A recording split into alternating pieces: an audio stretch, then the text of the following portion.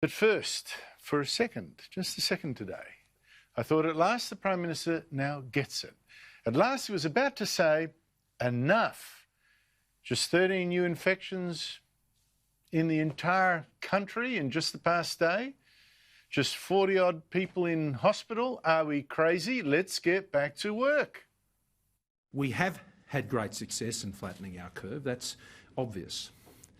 But having a low number of cases, but having Australians out of work, having a low number of cases and children not receiving in-classroom education, having a low number of cases and businesses not being open, having a low number of cases and Australians not able to be going about their as normal of lives as possible. That's not what success looks like. We don't want to just win the battle against COVID-19, but lose a broader conflict when it comes to our economy. And I thought Scott Morrison's next words would be, so let's get businesses open now. With social spacing, yes, but no.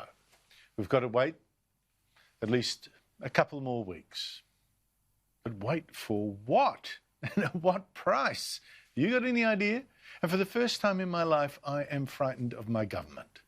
And not just the federal government. I live in Victoria. That's the most insanely militant of all the state governments.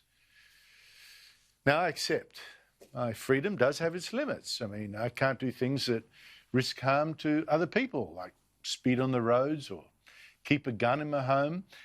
But with those laws, I do see the link between them and the danger they're trying to tackle. They're rational, they're clear, and they also protect me.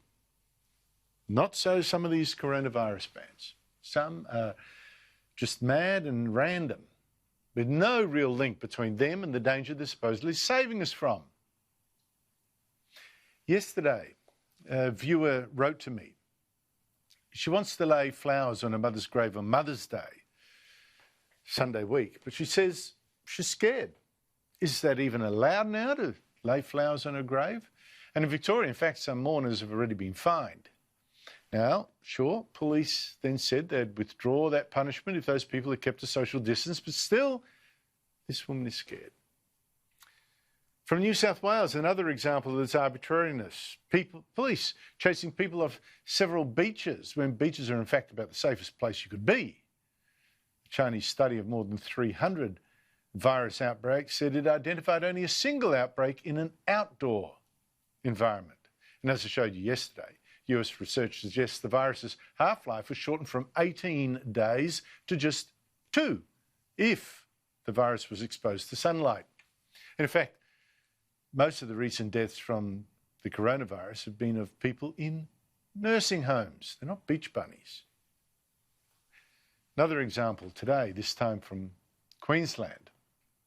Trevor Watts, the opposition spokesman, police spokesman, he decided to share drinks with neighbours in a driveway get-together in the street. Now, neither Watts nor two of his neighbours, who were both police officers, seemed to think there was any danger to anyone in what they were doing. But there was the law. Queensland's Shadow Police Minister has found himself on the wrong side of the law after being fined for breaking social distancing restrictions. Now, Watts has since resigned, but again, what was the link here between the danger and the law? The drinks were in a street in Toowoomba in the Darling Downs, where just one person in the entire region is now sick with the virus. One person.